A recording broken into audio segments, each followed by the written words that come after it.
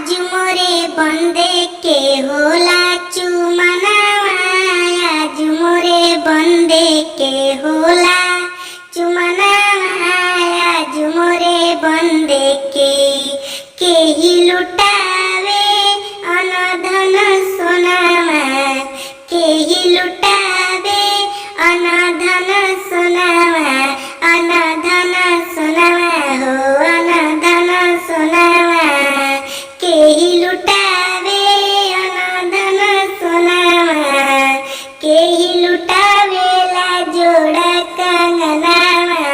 आज मोरे बने के होला चुमनावा, आज मोरे बने के होला चुमनावा, माई लुटावे अनधन सोनावा, माई लुटावे अनधन सोनावा, अनधन सोनावा हो सोना रतनावा, माई लुटावे अनधन सोनावा, फुआ लुटावेली जोड़ा कंगनावा, आज मोरे बने के होला चुमनावा, आज मोरे बने के होला चुमनावा, मौसी लुटावे अनधन सोनावा, मौसी लुटावे अनधन सोनावा, बुआ लुटावेली जोड़ा गहनावा, आज मोरे बने के होला चुमनावा,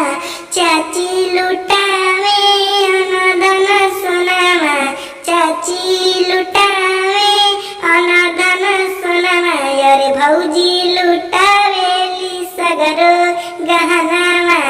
आज मोरे बने के होला